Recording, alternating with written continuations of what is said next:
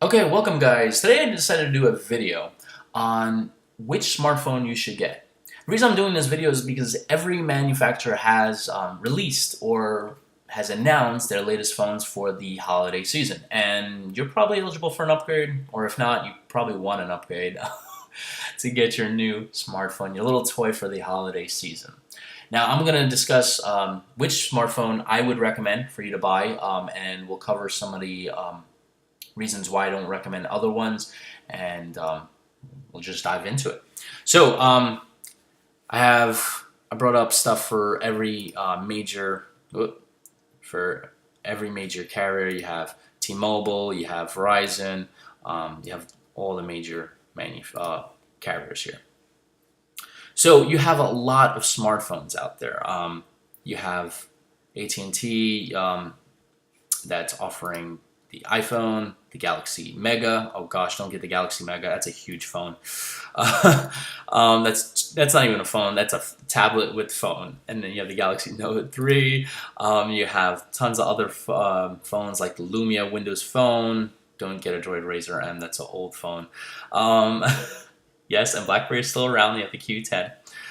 Galaxy S4, Galaxy S5, Galaxy S3, and oh my gosh, there's a lot of phones out there. Let's kind of put them together and figure out which ones should you get. All right, so it really comes down to a couple of different technologies. You have 4 different major operating systems. You have Apple iOS, you have Android, you have BlackBerry, and then you have Windows. So right out of the gate, I am not going to recommend BlackBerry or Windows. BlackBerry, unfortunately, developers don't make apps for BlackBerry anymore. So your favorite games that you want to play, games like, if you wanted to play strategy war games or any type of games on a BlackBerry device, chances are it's not going to be there. No one's making it. It's a very, only a few thousands of people are getting it versus the tens of millions of people that are getting other phones. Windows, they do make Windows phones. Again, same problem. Apps, developers don't make apps for it. So if you wanted to get, a good example is Ultimate General Gettysburg is coming to iPhone. It's not coming to Windows Phone. So if you wanted to play a strategy war game, you more or less are only going to be able to get it on the Apple or other operating system. So I wouldn't recommend any of these. The 2 major smartphone manufacturers are Apple and pretty much Google. Google is their smartphone. They make the actual Android operating system, which runs on the LG phones, which runs on the Motorola phones, which runs on the Samsung phones, and every other manufacturer that is out there. So I'm going to tell you why I do not recommend Android. And the reason I don't recommend Android phones like the Galaxy S5 or the Galaxy Note 4 is because the operating system, the actual software, is made by Google. And there's a lot of problems with this operating system. I've studied tech for years and years. I follow the top tech editors in the industry. Unfortunately, I'm a geek. I go over every single thing that's out there. Reason I don't recommend Android is because this software is not complete. Reason I don't think it's complete is because there's a lot of holes in it. It's a very, very unsecure operating system. So, starting out, what makes a smartphone smart is the apps that run on it, right? Both Apple and Google have over 1 million apps on their app store. iPhone has about 1.3 million apps, and Google has around that same amount. So they have a lot of apps. The problem is, if you get, let's say, a Galaxy S, or actually I'll pick up an Sony Xperia Z3. I have this phone. It runs the same software that's basically on a Nexus phone, pretty much. It has the same app store, the Play Store. As you can see, it's the same icon that is on this guy, that is on the Galaxy S5. Now, even though it has over 1 million apps, not all of them run on these phones. So for example, the Xperia, Even though the Play Store has let's say 4 million apps, only maybe a quarter or 10% will run on this phone smoothly or at all. And the reason being is there's last article I read was over 8,000 Android devices out there. That's a lot of Android phones and tablets. Now the developer, like for example, let's say I'm making a Monopoly game and I want to make it for the Android phones, for the Sony, for the Samsung, and the Nexus phone, which we were looking at over here, right? The problem is they're all different screen sizes. They're all different processors. They're all different. They have tons of different parts in them. So when I make it for this phone, I have to customize my app to work primarily for the Nexus 6. Then I have to make that app to work with the Sony Xperia Z3. Then I have to make the phone work with the Galaxy S5. And then another 8,000 devices. And unfortunately, your developers are just like, dude, this is too many phones. We're only going to choose 3 or 4 or 5 of them. And that's why when you get an Android phone and the app is very buggy or it's not working properly or doesn't even run at all, it's because the operating system can't work with all the devices out there, unfortunately. Another problem is the Play Store has, let's say, I think we're mentioning about 1.3, 1.4 million apps. A quarter of them, 1 out of 4, are malicious. So let's say and what I mean by malicious is they're going to do things that you're not allowing. So for example, I'll give you a good example. If I decided to make a Monopoly app, right? And you downloaded it, I put it on the Play Store, you said, oh wow, this is a free app, it's like Monopoly, and I'm just gonna play it, it's free. So you download it on here and you start playing Monopoly, and while you're playing Monopoly, the app is going behind the scenes into your contacts, into your notes, into possibly your banking app, and pulling that information out and sending it to me. That's a serious problem on Android devices. You don't know which apps are malicious. Google does not filter them out. So if I'm making that Monopoly app for Android and I'm making another app that's the same type for the iPhone, as soon as I post it to the Play Store, it goes. So I click publish, the app is now on the Play Store, you're getting it, and guess what, I'm getting your stuff now. However, when I send that app to the iPhone, Apple doesn't put it on on their iPhones right away. They actually review it 2 weeks before, and they'll actually look through the coding, through the actual app, and actually say, whoa, this app is actually behind the scenes going into his contacts and his notes and pulling stuff without permission. Yeah, we're going to reject it. So my app, the one that I created that's malicious, is not even able to go on a single iPhone because Apple has rejected it before it even hit the App Store. However, it's on the Play Store and it's thriving. I already got information from 20,000 people, and now I have a whole catalog of all their notes, their credit cards, all that stuff, and that's a serious issue. So that's something you want to take particular attention to. Now, Google did say that they don't review their apps, but if you mention to them that it is a malicious app, they'll remove it. The only problem is if you're a regular person, right, and you don't know what to look for, you don't know it's going behind the scenes and taking contacts, it's not going to tell you it is, you're not going to know what to look for. Now, if you're a tech person like me and you go running in the background and say, wait, what is this thing doing? It's accessing my contacts, son of a gun. And then I can cancel out that app and contact Google. But you know what? I know about stuff like that. I know how the Android operating system should work. I know the programming language that it uses. I can code in computer languages, so I know what to look for and what to see for. But an average person that's just going out to buy a smartphone does not know. So this is a big, big issue, and I don't recommend it for that.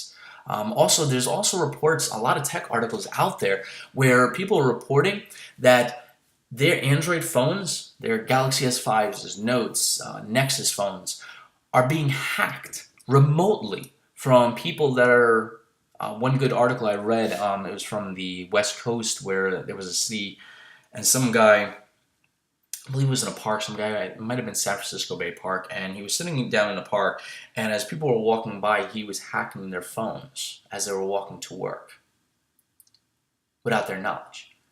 And this was a huge, this was on, I believe on Gizmodo.com. I remember reading it about 6 months to a year ago. But if you go on Android News and you look at these issues, they do happen often. It's because this is an open source operating system. You get to do a lot of things like add widgets, but you get to add widgets, you get to change the way the icons look and stuff like that. But the fault side, the other end of the spectrum, is there's a lot of security holes. This is why I do not recommend Android. I do not recommend the Galaxy S5. I don't recommend the Note 4s, the Xperias, and I don't recommend any of these Android phones, unfortunately. So the phone that I do recommend is the iPhone 6. Yes, the reason I recommend the iPhone 6 is because all those things I was telling you that's negative on Android is a positive on the iPhone. Now, this phone is locked down. You're not going to have a problem. All the apps on Apple's App Store here is about 1.3, 1.4 million apps. All of them work on every single smartphone. I'll give you a good example. I remember when I think Grand Theft Auto 3 came out on the iPhone and Android phones. It came out for every single iPhone from, I know you're not probably going to play the Grand Theft Auto, but just follow me for a second.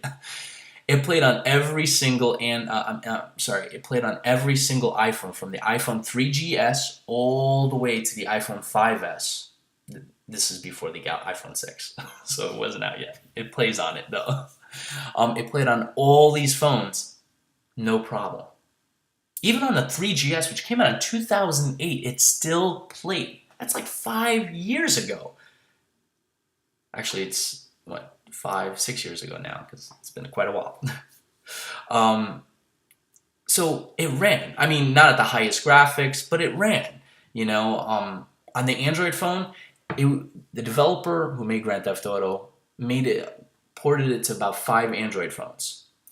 And the day it launched, it didn't work on any of them. So everybody that bought the app for, I forgot how much it was. I think it was under $10 though. Couldn't play it. They had to wait for a patch and for the developer to work on it to kind of sort it out because each Android phone had issues on it. The iPhone, it worked day one, no problem, even on the 3GS, which was 5 years old. So that was awesome. So also the App Store. Apple reviews, like I was mentioning, every single app in there. So when you download an app off the App Store, you're good. You don't have to worry about it. Everything is locked down on the iPhone. So you never have to worry about it. There is no security issues. You don't have, if you're walking down San Francisco Bay Park with your iPhone, you don't have to worry about getting hacked. These phones cannot get hacked. The only way you can physically put fraudulent software on here is you have to physically give it to somebody, like a hacker. You have to physically give your phone to them. I don't recommend that. You have to physically give them that phone, and they have to plug in and put a jailbreak on this phone. And that's the only way they can actually access your content. The remedy for this, don't give your phone to nobody. Quick, simple, Something that's easy to understand. Don't give your phone to anybody. But no one can hack these phones, so I do recommend that. Security on here is huge. So Apple came out with 2 new iPhones, the iPhone 6 and the iPhone 6 Plus. Now this is the big daddy. This is the bigger phone. And this is the iPhone 6, a little bit smaller, easier to hold in one hand. Apple made both phones thinner. Now, it's made out of aluminum. Now, a lot of people will say, hey, well, I heard that these phones can bend. Well, Consumer Reports did a study. It takes 90 pounds of pressure to bend this phone. So, unless you're sitting on it, it's not going to bend. And first thing, you shouldn't be sitting on a $1,000 smartphone. That's just, you shouldn't be sitting on a $1,000 smartphone. That's like going to a car dealership and buying a $100,000 car and leaving it in the projects. Or putting it in a construction site next to a bulldozer. You know what's going to happen. So yeah, just don't put it in your back pocket. I actually had a guy who was just like, well, I like putting my phone in the back pocket. I'm like, okay, um, you do that, and when it bends and it cracks, don't come crying. These phones have high resolution displays. Now, these phones, I've played with them on a daily basis. I can tell you this screen is absolutely beautiful. It has an HD display. It'll play a movie better on here than your HD TV. Can you believe that? So the display on here is incredible for photos, for movies, and games. And one thing I cannot wait for, Ultimate General Gettysburg, which I mentioned before, is making their game for the iPhone and the iPad. And I can tell you, I cannot wait because it's going to look incredible playing Civil War on this beautiful display.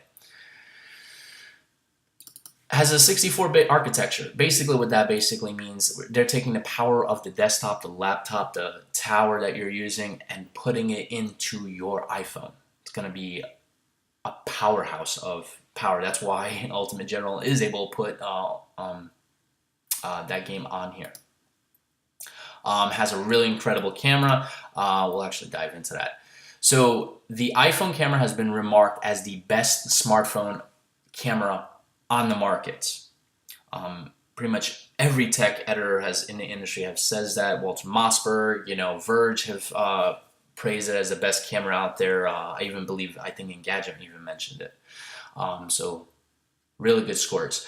Now it has lots of really cool, nifty things. Focus pixels. This is basically going to give you a really, really, really amazing photo, as you can see here.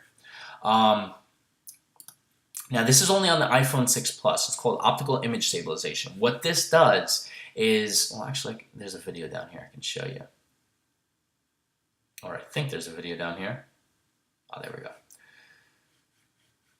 we go. There we go. Video stabilization. This guy's recording this video on a skateboard. This video is supposed to be jumping up and down. It's not. It's smooth. You can see them clearly. This is on the iPhone 6 Plus. It will compensate for you being on a skateboard or on some kind of device shooting video. Time-lapse photography. This is on both phones. And basically, if you want to get that effect of the clouds moving, this comes in extremely handy. The iPhone does this now. Slow-mo mode. This is awesome. You can slow down. Yeah, I'm going to stop. Okay. But you can do this. Amazing video like that. It's awesome. I was just actually using it on my 5S on my iPhone, shooting slow-mo video of my dog in a dog park, and it's awesome. So iPhone takes incredible photos, the best in the industry out of all the smartphones. I do recommend it just based on that. So I told you about that. I told you about the A8 chip. So we don't have to jump into that. Connectivity, this is huge. So let's say, for example, you are on your Wi-Fi network and you want to download a movie right before, or let's say you're at the airport Wi-Fi and you want to download a movie before you get on a plane.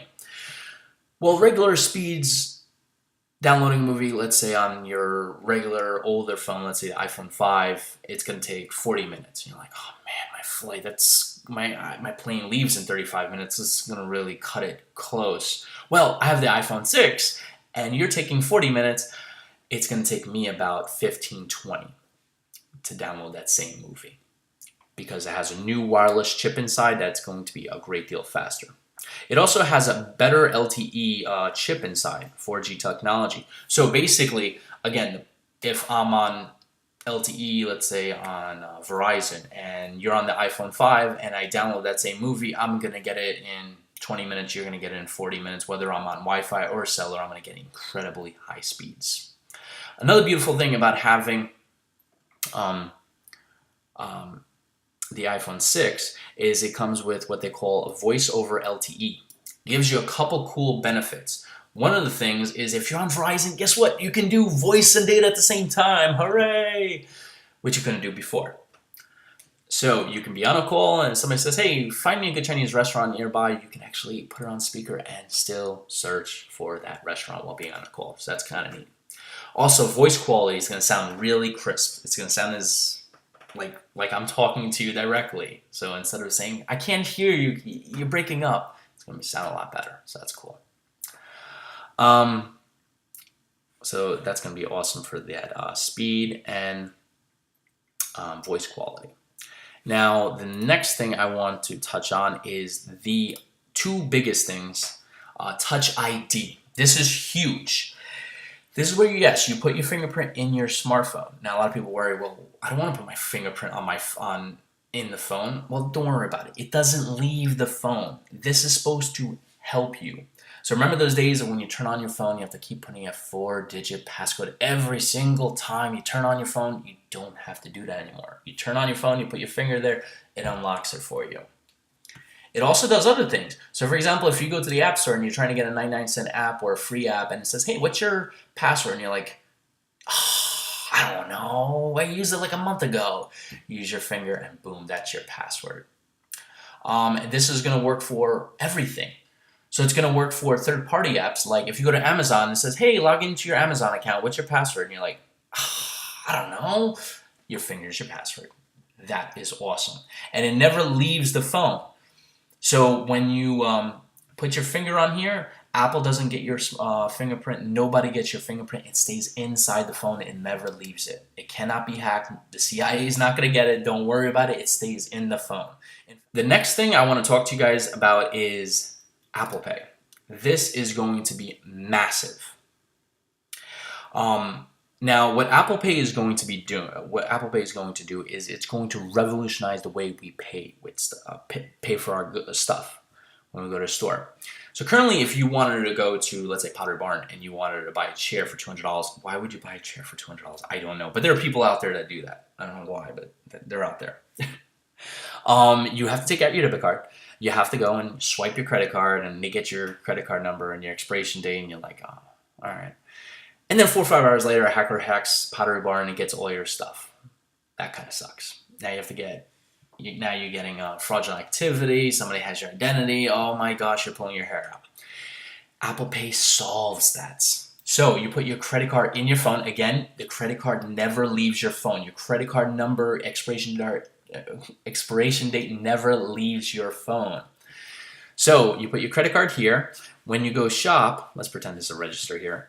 You put your phone, it sends an approval code from your phone to their register saying they got paid, and all they get is an approval code. They don't get your credit card number, no expiration date. So 4 or 5 hours later, when somebody hacks the Pottery Barn server, guess what? All they got is an approval code, which they can't do anything with. And the reason why you need your finger to use Apple Pay with this Touch ID sensor is if somebody takes your phone, they need your finger to pay for stuff. So they can take your phone and go to Walgreens and try to pay for something. They can't. They need your finger. And if they have your finger, you got bigger concerns at that point than to worry about them buying something. A lot of banks and the major credit card industry is pushing this. And the reason why they're pushing is they don't have to reissue a credit card to you. So for example, when Home Depot got hacked, they had to reissue credit cards to hundreds of thousands to possibly millions of people. That's a lot of money. That's a lot of trips for the postman to make. They had to do that. So now with Apple Pay, the reason they're pushing this is because if you use Apple Pay, well, guess what? That's one less credit card they have to manufacture. It's one less thing they have to pay for to make sure that your identity is safe, because it is safe because you decided to go with Apple Pay. Awesome. Now, a couple cool things that I do like about Apple Pay is if you, let's say, go to McDonald's. I remember reading about this. So maybe this is an article I read. It was a couple weeks ago. So I remember reading something like you can get an app for McDonald's or other retailers, and let's say there's a line at McDonald's or Panera Bread, and there's like 30 people, and your lunch ends in like 10 minutes. You're like, oh man, I don't have time. I just need to get a quick bite. you can get the app, order what you want, and skip the line and get what you want. So it saves you a lot of time. So that's one real other cool thing that I want to do. But the biggest thing I want to get Apple Pay for is because I had 3 credit cards reissued to me this year. Yes, 3. And the weird thing is the bank won't tell me which retailer I'm using that's been hacked, which kind of stinks. But I believe Apple Pay is going to be as big as the original iPhone was to phones. I believe this is going to revolutionize the way we pay for stuff. And this comes in handy too because, yeah, I'm one of those people that forgets their debit card and sometimes forgets their wallet because it was in my other pair of jeans and I was rushing out of the house. Yeah, I'm that person. Yeah, I am that person. Not all the time, but I am that person. So yeah, that's an awesome thing. Now, going into the tech specs, I'm not going to try to bore you too much, but we're just going to review some other things in here. It does 1080p recording, Blu-ray quality. Told you about the better bands here. I'm going to try to see if I can find something here that we haven't covered. And I don't think... Oh, the iPhone 6 Plus also has better battery life. So the bigger phone, more battery life. It probably gives you about 1.5 days to 2 days. So that comes in handy. However, it is a bigger phone. Yeah, this is a huge phone. Better battery life. It will take better nighttime photos too. On top of that video stabilization, it will take better nighttime photos and have that better battery. The only problem is you're not going to be able to text one-handed on this device. It's basically a two-handed device for a lot of the things that you do. The iPhone 6, this is the reason why I'm kind of going back and forth. This is a device that you can drink your coffee in one hand and then text on the other. And yes, I am one of those people that does that. What are you going to do, you know? Storage sizes, this is huge. I do not recommend a 16 gig phone. If you're going to take photos, put songs or movies or anything on your phone. I give you a good example. I do take a lot of photos. I take probably maybe 50 to 100 photos a month. I use this space up incredibly fast. You want to go here at least. Pay the $100, you get 64 gigs of storage. Every time there's an update, I have to delete stuff. It becomes a hassle. Just go with 64 gig. Trust me, every tech editor will tell you the same. The only person that should get a 16 gig is if you're a new person and you're like, hey, listen, dude, I take like 5 photos a year. I'm going to put like 5 apps on my iPhone. And basically that's it. No movies, no TV shows, and maybe like 20 songs. That's the person that should get a 16 gig. Everybody else, 64 or 128. I'm actually going with this guy because I don't want to ever run out of storage. But that's basically it, guys. Those are the new iPhones. They're an incredible design. Apple made another incredible smartphone. And I'm gonna shell out the hundreds of dollars that it takes to purchase one, primarily because for me the Apple Pay is huge. It's worth it because I don't want to deal with the 3 credit cards. I had one time where I was going to Walmart and I had like my whole cart full, and they canceled my credit card like 30 minutes ago or something, and I was just like, I'm at Walmart, I have no food, and I'm like, I need food for the weekend. And they're like, well, sir, it's just like your credit card has been infiltrated at one of the retailers. And I'm like, okay, well, can you, I need to buy food. Can you just help me out? And they're like, all right, we'll keep your card on for like 20 minutes. And I had a rush and there was like 5 people in line. I'm like, come on. I got 14 minutes left. So yeah, it was really, really a headache, and being without a credit card or debit card for a couple of days was a pain in the neck. So this will come in extremely handy. So that's my recommendation on getting a phone for this holiday season. I recommend the iPhone 6 or the iPhone 6 Plus. I believe they're, like many tech editors say, they bet, as Walt Mossberg says, who I believe is one of the top tech editors in the industry, this is the best smartphone on the market today. So that does it for this, guys. I will catch you guys in the next video. I'm actually planning to do a video on tablets, which tablet you should get. And I'm also going to do another one on which computer you should get. Should you get a laptop? Should you get a desktop? We're going to be doing that releasing on this website fairly soon. So that does it for me, guys. I will catch you in the next video. See you then.